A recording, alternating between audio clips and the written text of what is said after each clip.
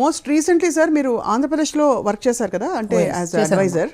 ఇక్కడ నేను volunteer retirement చేసుకున్న ఒక 1 వీక్ లోపలనే నాకు జగన్మోహన్ రెడ్డి గారి ఆఫీస్ నుంచి పిలుపు వచ్చింది. ఎందుకంటే అప్పటికే నేను చెప్పాను, నేను ఒక విద్యా వాలంటీర్ పనిచేద్దాం అనుకుంటున్నాను, ఎందుకంటే నా సర్వీసెస్ ఇక్కడ వాడటం లేదు కేసీఆర్ గారు, సో నేను ఏం చేస్తున్నాను అని నేను జస్ట్ అనౌన్స్ చేశాను. నేను ఎంబీ ఫౌండేషన్తో కానీ, సో అజంజీ ప్రేమ్జీ ఫౌండేషన్తో కానీ పనిచేద్దాం అనుకుంటున్నాను వాలంటీర్గా అని చేసినప్పుడు వాళ్ళు నాకు అక్కడ నుంచి పిలుపు వచ్చింది, మా దగ్గర ఎందుకు మీరు చేయకూడదు విద్య అని. సో మీరు వెళ్ళినప్పుడు సార్ ఫస్ట్ ప్రాబ్లమ్ స్టేట్మెంట్ ఏం చూసారు అక్కడ? ఎందుకంటే అప్పటికే అంటే విద్యని సమూలంగా మార్పు చేయాలనే సంకల్పం అయితే ఉంది, కానీ ఒక ఎక్స్పర్ట్ కమిటీ అవసరం.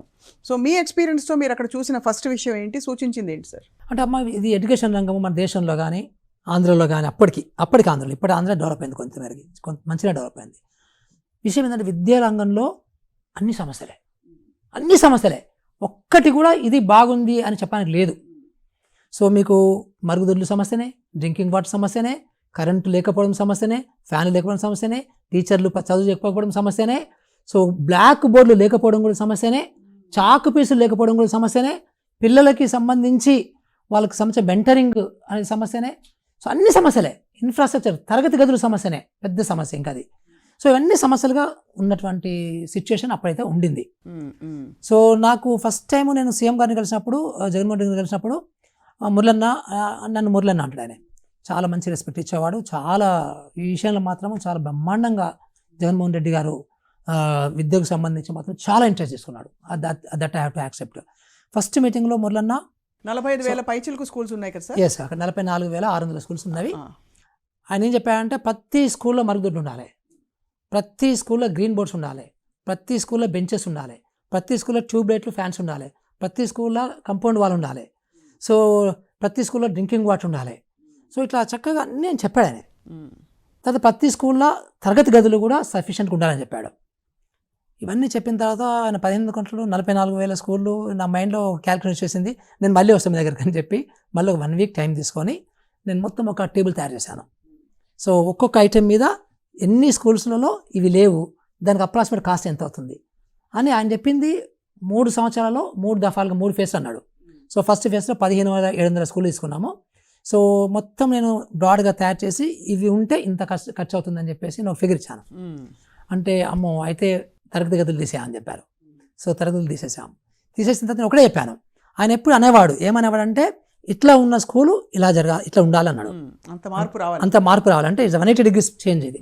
So it's black and it's white, అంటే జస్ట్ సింబాలిక్గా ఇంత మార్పు రావాలంటే మనము క్వాలిటీ స్టాండర్డ్స్లో అసలు 80% కాంప్రమైజ్ కావద్దు, నెంబర్ 1. సో నెంబర్ 2 ఇన్వెస్ట్మెంట్స్ పెట్టాలి. నెంబర్ 3 నేను చెప్పిన రికమెండేషన్ ఏంటంటే, సో ఈ మనీ సరిపోదు, సో ఈ మనీ కావాలి. సో ముందు మనం 15,700 స్కూల్కి వెళ్దాం, దాని తర్వాత చూద్దాం అని 15,700 స్కూల్కి నేను ఒక ఎస్టిమేట్ ఇచ్చాను. సో 4,300 కోట్లు ఇచ్చాను నేను. ఇస్తే పాపం ఆయన షాక్ అయ్యాడు. అంటే ఆయన ఎక్స్పెక్టేషన్ లేదు అది. సో మళ్ళీ అంటే ఆయన మైండ్లో ఉంటుంది కదా, బడ్జెట్ ఎక్కడ కట్ చేయాలి, ఎక్కడ ఇవ్వాలని ఉంటుంది కదా. బట్ కొద్దిసేపు సైలెన్స్ అందరు కూడా. మా పక్కన మా ప్రిన్సిపల్ సెక్రటరీ గారు ఉండి ఆగండి మన అన్నీ ఒకటేసారి చెప్పొద్దు అన్నట్టుగా ఆయన సైజ్ చేస్తున్నాడు. తెలియాలి కదా, రూలర్కి తెలియాలి, అన్నీ తెలియాలి. మనదే ముందు పోయేది, he has to take a decision కదా. సో మనం ఏమి ఓపెన్ మీటింగ్లో కాదు ఇది. So it's only close door meeting. ఏముంది కదా, అక్కడ ఫ్యూ ఆఫీసర్స్ ఉన్నారు.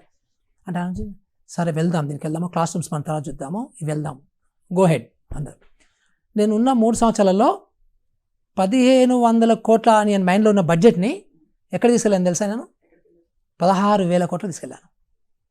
16,000 కోట్లు తీసుకెళ్ళాను. ఎడ్యుకేషన్ మా బడ్జెట్ అసలు 10 రెట్ల నాడు నేడుకి, ఓన్లీ నాడు నేడుకే. మళ్ళీ ఇంకా మిగతా టీచర్లు ఇవి అన్నీ పక్కన పెట్టేయండి, ఓన్లీ మౌలిక వసతులకు సంబంధించే. సో తరగతి గదులు వద్దన్నాయనే, తరగతి గదులు స్లోగా. తర్వాత జూనియర్ కాలేజ్ వద్దన్నాయనే, అంటే వద్దన్నా అంటే డబ్బు లేక. సో జూనియర్ కాలేజ్లో ఆడపిల్లలు ఇట్లా సఫర్ అవుతున్నారు మరుగుదొడ్లు లేక, అన్ని ఫొటోస్ ఉంచాను నేను ప్రతిసారి కూడా. కానీ గొప్ప విషయం ఏంటంటే జగన్మోహన్ రెడ్డి గారి దగ్గర ప్రతి 15 రోజులు 2 వీక్స్కి ఒక మీటింగ్ టెన్షన్గా పెట్టేవాడు. సో ఆ మీటింగ్లో 3-4 గంటలు కూర్చునే వాళ్ళం, ఓపెన్గా మాట్లాడుకునే వాళ్ళం, అన్నీ ఓపెన్. చక్కగా మా సలహాలు ఆయన తీసుకునేవాడు, ఆయన సలహాలు మేము తీసుకునే వాళ్ళము.